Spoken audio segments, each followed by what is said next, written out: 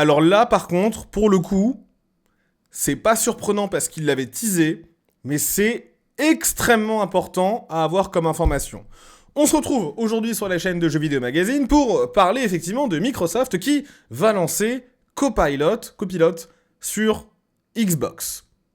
Et ça veut dire pas mal de trucs pour l'avenir. Alors là, on a le Xbox Podcast qui dure une demi-heure. On va pas le regarder entièrement. Moi, ce qui m'intéresse, c'est cette partie-là. CoPilot for Gaming.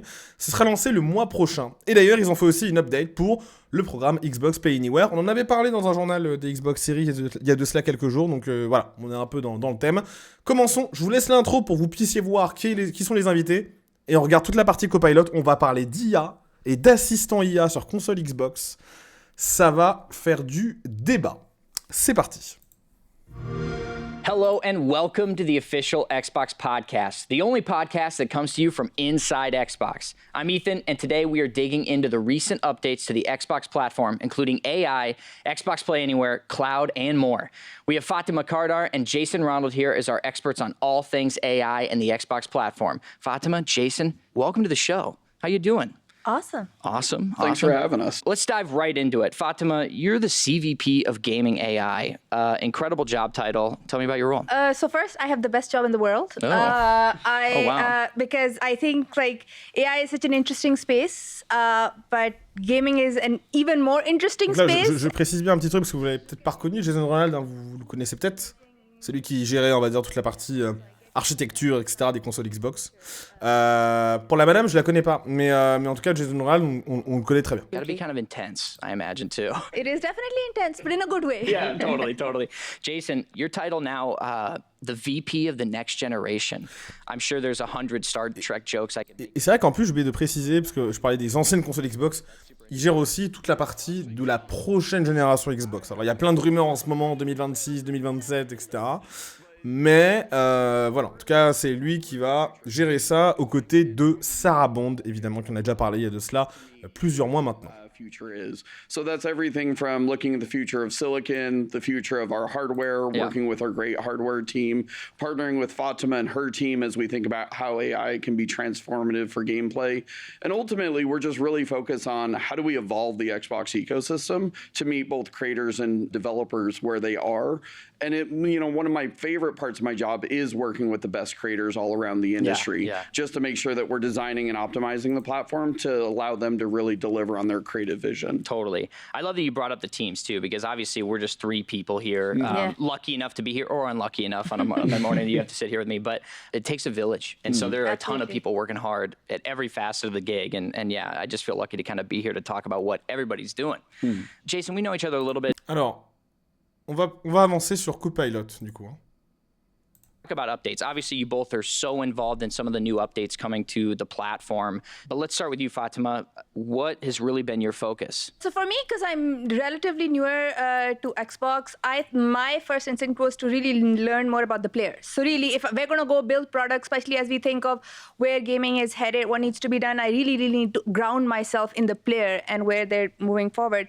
And that's the part that I found very interesting. Like, gamers in the future are definitely multi-device. Right? Like, they use Netflix, they use Spotify, they're used to their content going with them everywhere. And that's the trend that you see. And I was looking at some very interesting stats that say, like, as you go from like the broader cohort of gamers to Gen Z, Gen Alpha, then the percentage of the gamers that are now multi-device increases. So you really think about experiences that have to go with you everywhere. The other things I realized is, again, because consumers are not just consumers in isolation. They get experience to all the other consumer products out there. So they're used to being more personalized. They're used to having no friction in what they're doing. And now, especially when you think of like the really popular AI products like ChatGPT, what does ChatGPT do? It basically says, instead of you learning how software works, it learns how you work. So really having it be really easy to interact with. So when you think about that, that's really the most interesting thing is players are expecting different things. And it becomes really important is, how do I build gaming experiences where the players are at the center of the experience? I feel like that's really what it it taught me how to make games more approachable, how to make sure new players like me who would be intimidated by games other than Stardew Valley. I have tried some other ones and I have stopped them very quickly because I was like, this is not going anywhere. So really helping when you're stuck, when you're helpless, like something that I've kind of seen a lot is like people come back to games. On y arrive là. On y arrive au truc de l'assistant qui va vous débloquer dans des jeux. Et si vous l'activez, vous cherchez des solutions sur Internet. Là maintenant, c'est le jeu sans quitter la console en fait. As we think of how AI will be applied to gaming, we have to share early. Because in some ways, you don't know, I don't know where things will resonate. We really for sure don't want to mess up the gaming experience. So we have to be very cautious about it, which means we put things out there. We let people kind of give us feedback, try it out, see what resonates and build from that, right? I feel that's going to be very important. It does make us uncomfortable. Like it makes me uncomfortable. I keep getting reminded that people expect a lot from the Xbox brand. And like that is what keeps me up at night. But like really, I think making sure that we let people be part of the future that we can envision with this is going to be very, very important, right? Yeah, absolutely. I think we talked about it a bit, but like I love the fresh eyes that you're going to be bringing to this as kind of a someone who's newer in gaming and exploring like these new experiences compared to like someone like Jason and I who just play maybe a little too much. And I would never say too much, but... Well, and I think also to build on what Fatima was talking about, one of the things that I see often when I go talk to developers is there's a large percentage of games that the vast majority of players never actually get to experience because they run into some challenges or because they don't understand that there's this awesome side quest over there. So for me, I'm really excited to see how AI can actually enable people to experience more of the games that they're already enjoying and they're already playing today. We should talk about that because I think player pain points is a big one. It's interesting that you guys are thinking about that, focusing on player pain points, potential opportunities there. We have to think about what is the value that Xbox can uniquely bring, right? So it's very, very important. There's a lot of things that can be done, but what is it that we can help unlock for players and for creators? And really then make sure that we can bring those people along, like I talked about. And that's when you like put the next lens on how can AI unlock. Like I really don't want to start with AI. I really want to start by kind of really grounding myself in gameplay and players and creators and understanding their problems. So like I feel that's going to be like at the core of everything we do. Yeah, I've brought this up on the show before, but like my mom and I have a really close relationship lately because she's been getting into gaming so much since COVID, really ramped up. And so I think of so many times like the question she texts me like, oh man, if CoPilot could just answer this for me, you know, it'd be a great experience when she's playing Human Fall Flat or whatever it is. Let's dive deeper into what we're currently building for players, specifically so actually it's fancy that you mentioned CoPilot for gaming because that is one of the things that we are working on and we want to bring it out to players to try. CoPilot in the context of Xbox has to be about gameplay. It has to be personalized to you, the way that you like to play, and it should be able to help you kind of get further in gaming, be your companion, and help connect you with families and communities. AI is going to be there and you can chat with it and it can trash talk. C'est un agent conversationnel. C'est un agent conversationnel qui sera là pour vous aider. Faire installer. Ça, on en avait parlé il y a de cela un moment. On avait déjà évoqué ça. L'exemple de Minecraft est très pertinent. Quelqu'un qui voulait crafter quelque chose, qui demandait à l'IA qu'est-ce qu'il me faut comme matériau pour crafter telle arme ou tel objet. L'IA te répond. C'est devenu un truc assez particulier, quoi. Like experiences like that where you can all kind of play together. I'm trying to get my parents to do Sea of Thieves with me. Like, let's all get on a ship and play. It might destroy Christmas, you know, or whatever the next holiday we get together is. Yeah. I even talked to my wife. I was like, is it bad if I want kids mostly to have a full stack in a game? Like, is that if that's the number one reason, maybe not the best. Yeah, but really when you think about the CoPilot experience and what it would be, like it's about helping you, but it's also about telling me what games to play, right? Yeah. For me to land on Stardew or any of those, I had to ask a lot of people and like, here's what I need. I play with kids. Okay, il y a aussi ça, hein. Il y a aussi cet aspect, dans l'idée de Microsoft, en gros, c'est j'ai des enfants qui ont tel âge, quel est le meilleur jeu que tu me proposerais, etc. Ça évite de passer du temps, entre guillemets, à chercher dans la bibliothèque et tout. Vous pouvez aussi dire à l'IA, par exemple, moi, t'as vu le style de jeu que j'aime bien, tu connais, propose-moi un autre jeu qui pourrait me plaire. Et là, il te propose un jeu du catalogue Game Pass ou un jeu que tu pourrais acheter directement. Moi, j'ai juste c'est pas une crainte, parce que avoir peur de l'IA en 2025, l'IA est déjà partout, donc en fait, c'est déjà foutu. Mais par contre, je me demande si ce sera pas gadget, en fait. Je me vois pas parler avec un assistant pour m'aider à me débloquer dans un jeu. Déjà parce que la plupart des jeux que je joue, ils sont pas sortis. Donc il y a pas de soluce. Mais par contre, comment dire, je sais pas si j'aurais ce réflexe-là. Même si je découvre un jeu qui est déjà sorti depuis un moment. It's not just about AI showing up to help you, it's about AI showing up at the right moment. So I think we have to really think of the experience that we built. It can't be intrusive, right? It cannot show up in the middle of the game. It's a little bit of an art, and it is a little bit of like, let's have people try it and kind of find out from them what it would be in those kinds of games. Yeah, that's funny. My mind goes like the idea of being so close to beating a boss and just like it popping up saying like, it looks like you're getting slammed. Exactly. Gaming is the only form of entertainment where you can get stuck. So I look at that's where you want something to show up and say, actually, look, this is what looks like. Let's get you past that. Yeah, I imagine it's gradual too. Like this is not just like an overnight thing. Oh, it is not. We're going to start. We want to put something out there. We want people to try it. Because the more people try it, the more people use it, the more it will learn. If I'm playing Stardew Valley, what I need is like, where do I go next? You have like 2 hours before it gets dark. Exactly. That's really what I want it for is like time management. Like I get to play for 2 hours. Like what am I going to do? Exactly. You know? And I guess kind of teed it up there in that last conversation, but when can gamers expect to get their hands on CoPilot? So actually, you'll be seeing CoPilot for gaming showing up on mobile first in Xbox Insiders. Oh, wow. Mobile just helps us experiment fast. So like if it shows up in the Xbox app, we can try things based on feedback, we can tweak it. But I also, going back to the point I made earlier about not being intrusive. Like if I have this experience show up on the console in the middle of your gaming and it wasn't fully baked and you got killed, like you would be mad at me. Right? I do not want you to be mad at me. Fatima! And so really, you're having a companion experience. So even if you're playing on your console or if you're playing somewhere else, your experience shows up on mobile, and people are starting to get used to 2 devices or 2 screens at the same time. The Xbox is not about a device, and Xbox is about me, the person. Same, my companion should go everywhere with me, right? Yeah, totally. Well, and this is something that I actually love, that we're being bold, we're putting it out early, even if it makes us a little bit uncomfortable, because I think... Parce qu'en fait, les premières présentations de CoPilot version Xbox, ça date un petit peu, mais c'était il y a quelques mois. Pour moi, ça arrivait pas avant 2 ans. Et là, pour le coup, bon, après, c'est dans le programme Xbox Insider, donc on est quand même sur quelque chose d'assez confidentiel.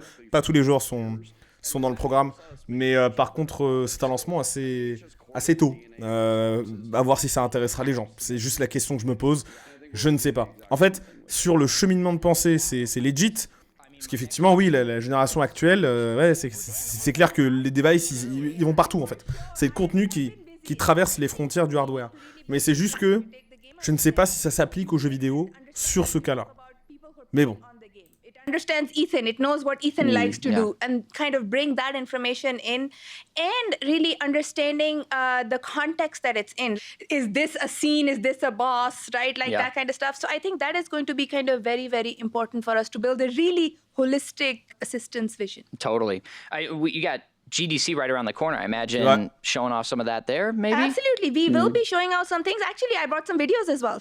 We've been partnering with a bunch of our studios and kind of taking different genres of games just to see what it would look like in those. These are explorations and proof of concepts, but what is really cool about them is they help us understand what we need to do on the platform. Yeah. One of the things I love about being part of Xbox is we have sister teams who are all kind of studios. So every time they have an interesting idea, we're like, there are lots of very good people who will tell me, this might be a little crazy, right? So with the game like Overwatch 2, what we really explored was what does it take to reach that threshold of feeling successful? And I love that term because your level of feeling successful is different. My level of feeling successful. And so in that, we explored some scenarios like assistance, like on team composition, what could you do, right? And then like maybe post matches kind of coaching you and like doing it in the down period. So like really it was exploring these things. Maybe we should take a look. That might we got a video. I'd love to take a look. Xbox CoPilot prepares you for the competition. Oh no, Echo is taken already. What should I play now?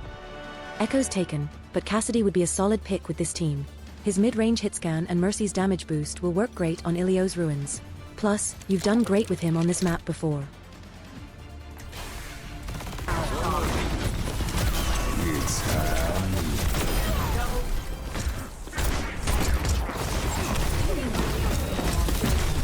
Xbox CoPilot helps you during the downtime. How did I die so fast? You stayed in the fight too long after your teammates were down. Great picks with your ultimate, but diving straight into Ramatra was a death sentence. Next time, retreat to regroup with your team. Ah ouais.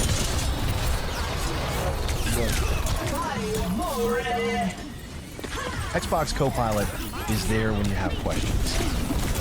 Whoa, what just happened? Sombra hacked you, disabling your abilities, then melted you with her machine pistol. To counter her, stay near Kiriko for a quick Suzu cleanse or move unpredictably to make hacking harder. That Sombra is annoying me a lot. I think it's time to switch heroes. Good call.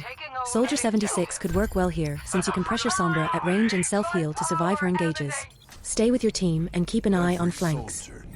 Incredible to kind of see that. Like, I was immediately surprised with the depth of... Je ne sais pas si je suis effrayé ou très très curieux, parce que on n'aime pas, c'est une évolution dans le gaming quand même. Hein. Alors dans le compétitif ça servira à rien et je pense que tout le monde va le désactiver. Enfin les joueurs pros, ils ont pas besoin de ça. Mais par contre, pour des joueurs qui essaient de s'améliorer, punaise. Really did. I mean, what amazes me that it's sourcing this game knowledge like in real time like that. C'est en temps réel. How do we ensure accuracy of CoPilot? I think it comes to multiple things. First, we have to really go back to the source. There's plenty of information on the internet about games, right? Mm-hmm. Not all of that is accurate or it gets out of date. Like it was accurate, goes out of date. So for us, it's very important that we have to partner with creators and game studios as well as other content creators when you think of guides and stuff as well, right? Not only do we want to help bring the right information to players, we want to partner with them and make sure that they've put in the work. They should be able to benefit from that as well, right? So we're also looking at what it means to refer back to the content creator. Let me show you another one actually. So we took another game very different from Overwatch, Minecraft. Nice. Minecraft on l'avait déjà un peu vu. Demander quel élément en fait il pouvait avoir pour crafter. First time playing Minecraft. What should I do first? Start by punching a tree to collect wood. Okay, I've got some tree wood. What do I do with that? Craft the oak logs into wooden planks by opening your inventory and placing the logs in the crafting area. Okay, I've got some planks. Now, craft a crafting table by placing 4 wooden planks in a 2x2 square in the crafting area. C'est lunaire. Next, craft a wooden pickaxe by placing 3 wooden planks across the top row and 2 sticks in the middle column.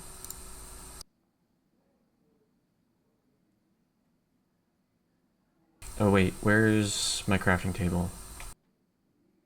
Your crafting table is not in your inventory. You may need to craft a new one or find it at the previous location. Can you tell me how to get to the previous location? I can't provide directions, but you can try retracing your steps to where you placed the crafting table earlier. Why can't you provide directions? I can't provide directions because cheats are not enabled in your settings.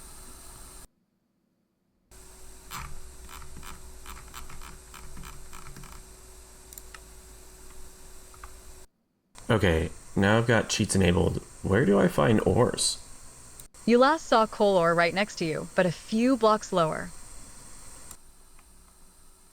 Non mais en fait c'est précis mais c'est juste que Jeez. je me demande vraiment s'il y a beaucoup de gens qui vont jouer comme ça quoi. Je me demande vraiment ça. Je trouve que Overwatch c'est un peu plus impressionnant quand même. Parce qu'avec l'action c'est hyper rapide et puis le truc il te dit oui non machin. Mais c'est vrai qu'il faut l'activer. Just because you have CoPilot doesn't mean you get to cheat. Interesting. That's so cool. Sorry, Ethan. No, it's fine. I'll be okay. I'll figure it out. Everybody remembers that moment where you're like, I have to punch a tree. Like for those of us who have played it many, many times, it feels intuitive. Yeah. But the first time you're playing it, just that little assistance is super helpful. Moi je savais pas, hein. J'ai jamais joué à Minecraft, je savais pas qu'il fallait frapper un arbre pour commencer. Just be able to talk through something, especially in Minecraft, like when it does get super complicated, the end game, at least for me, like that is a great time to kind of bust out CoPilot, even for an experienced player, and be like, all right, what is my path forward here? Yeah. But yeah, Minecraft's a good example too, because it is on everything. Like you play it on your phone, you can play it on the PC, play it on many devices. And I think that that's a great segue to talk a little bit about our next topic. Et là, ils vont parler de Xbox Play Anywhere, et on a 1000 jeux, en gros, hein, qui ont été rajoutés sur la partie Xbox Play Anywhere. Les enfants, j'ai envie de vous dire un truc. La prochaine évolution du gaming est là. Voilà. C'est bluffant. C'est bluffant. C'est surprenant, non. Parce que Microsoft avait déjà teasé que ça allait débarquer sur Xbox. C'est pas surprenant aussi parce que Microsoft a CoPilot. Je sais pas si on dit CoPilot, CoPilot, bref. CoPilot. C'est pas surprenant en ce sens. En revanche, moi j'ai quand même des questions. Je sais pas si ça va être le cas pour tout le monde. Tout le monde va jouer comme ça ou pas. Moi honnêtement, je pense pas du tout. Et je pense aussi que ça va rester assez confidentiel. Je sais pas si beaucoup de gens vont jouer là-dessus. En commentaire, n'hésitez pas à me dire un peu ce que vous en pensez. C'est un gros truc. Quand même, c'est pas une petite mise à jour, c'est pas un petit projet, c'est quand même assez immense comme truc. Et Microsoft est en porte-étendard là-dessus. PlayStation, de son côté, a déjà son système d'astuces qui je trouve, est pas intrusif et qui fonctionne bien à peu près. Mais une IA à qui tu parles en plein jeu pour dire qu'est-ce que j'ai foiré, où est-ce que je dois aller, quel personnage je dois prendre en multi, pourquoi il m'a buté, etc. On est sur un truc mind-blowing. Bref. Je vous dis à très vite, il y a beaucoup de contenus qui vont débarquer sur la chaîne ou qui débarquent en ce moment, c'est le bazar. Il y a de la preview qui va arriver, il y a une autre vidéo hyper intéressante aussi, un entretien exclusif que je vais vous proposer là, ou qui est déjà sorti, je sais pas. Bref, restez à l'affût sur la chaîne, on se tient au courant, en commentaire, donnez votre avis. C'est lunaire. C'est lunaire.